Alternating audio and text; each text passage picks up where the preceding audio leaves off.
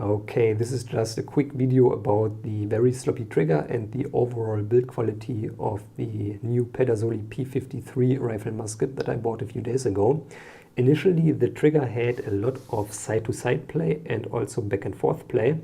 The side-to-side play was very easy to get rid of. I just tucked a very tiny and thin metal shim in between the trigger plate and the trigger itself. The shim can move freely, so there's absolutely no friction at all. I also Loctited the screw in place, and now there's absolutely no side-to-side play anymore. I won't be bothered with the back and forth play, because that means that you either have to bend the sear back down. As you can see, the sear is bent slightly upwards, so that means that you have to bend it downwards, and I don't know how brittle the sear is. This thing can break off and then you have to order a spare part. Or you can weld or solder material onto the trigger itself on this area here, where it contacts the sear, to raise the trigger up and to minimize the back and forth play of the trigger itself. But this is something I can't do because I don't have the equipment for this. So I'm just fine with the trigger the way it is for now. Maybe I will do it later on. This was the trigger, and then for the overall build quality. This is my take on the build quality of this Pedersoli rifle. In my opinion, the price you pay for this rifle is not on par with what you actually get. For example, the outside of the rifle may be finished okay or satisfying, but the inner parts are very crudely done. And you have to remember that you have to pay over 1,100 euros for one of these rifles. So this is just a very sloppy and crude work they've put into the rifle. By the way, all these parts here are cast parts. Even the hammer on the lock, you can see a seam running down in the middle of the lock that they haven't removed. They haven't ground off this seam here. All working parts of the lock are cast, maybe with the exception of these two springs here.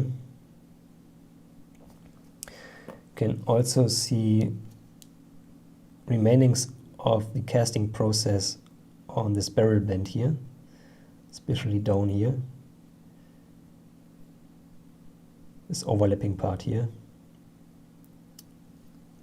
And after I removed the trigger guard for the first time, there were a lot of metal and wood shavings inside the stock, and my guess is that they drilled this hole here right through the stock and also through this piece of the trigger guard when the rifle was fully assembled, and they didn't even bother to get the metal shavings and wood shavings out of the rifle by unscrewing or removing the trigger guard, only the trigger guard.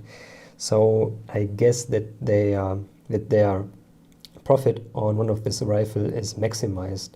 Also, what I have noticed is a very bright spot beneath the barrel here. So the bluing on the barrel is not at all even. So keep this in mind. These Pedersoli rifles cost a fortune, but in my opinion they are not completely worth it. If you have the money and you want a nice rifle musket or old weapons in general, then by all means buy the Pedersoli, but they are not as perfect as the price may dictate.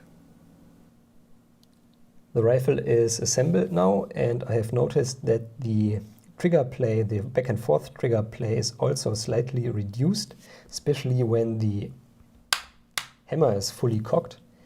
There are only a few millimeters of play left back and forth, and I'm absolutely satisfied now with the trigger. There's no side-to-side play, only very tiny little bit, but that's okay. And my guess is that I have tightened the lock screws further in, so the lock plate itself fits deeper in the stock, so the not so bent upward part of the sear hits the trigger now. So there is less back and forth play possible. So this was a successful trigger job in my opinion, and I'm now at least happy with the trigger. Not so much with the fitting of the lock and also some other smaller minor things.